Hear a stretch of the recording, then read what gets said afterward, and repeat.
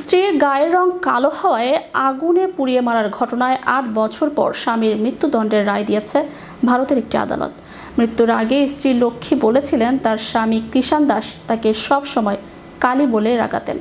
বিস্তারিত থাকছে ডেস্ক রিপোর্টে। স্ত্রীর গায়ের রং কালো হওয়ায় আগুনে পুড়িয়ে মারার ঘটনায় ৮ বছর পর স্বামীর মৃত্যুদণ্ডের রায় দিয়েছে ভারতের একটি আদালত।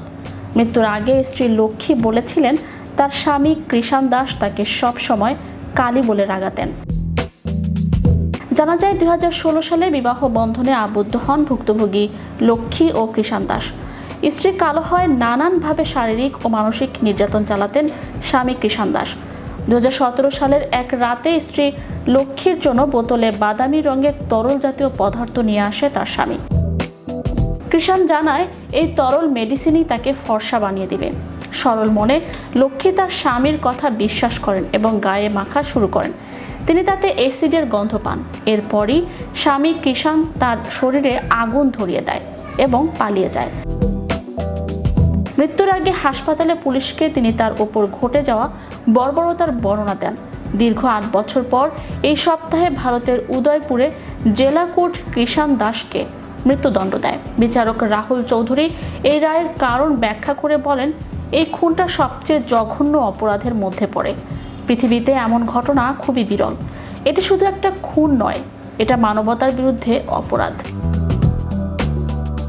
বিচারক আরও বলেন, কৃষাণ দাস লক্ষ্মীর বিশ্বাস ভেঙেছেন এবং যখন তার শরীরে আগুন জ্বলছিল তখন বাকি তরলটুকু গায়ে ঢেলে তিনি চরম নিষ্ঠুরতার পরিচয় দিয়েছেন। আদেশে আরও বলা হয়েছে, এই ধরনের অপরাধ কোনো সুস্থ সমাজে কল্পনা করা যায় না। এটা মানবতাকে লজ্জাকর। সরকারি আইনজীবী দীনেশ পালিওয়াল এই রায়কে ঐতিহাসিক বলে মন্তব্য করেছেন।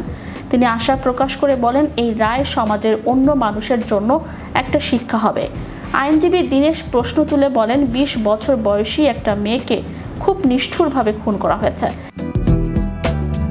সে তো কারো বোন ছিল, কারো মেয়ে ছিল, কিছু মানুষ তাকে ভালোবাসত। আমরা যদি আমাদের মেয়েদের রক্ষা না করি তাহলে কে রক্ষা করবে? দীনেশ আরও বলেন, তিনি হাইকোর্টে মৃত্যুদণ্ড নিশ্চিত করার জন্য আদেশটি পাঠিয়েছেন, তবে আসামি 30 দিনের মধ্যে আপিল করতে পারবেন। চ্যানেল ইউরোপ বিনোদন ডেস্ক।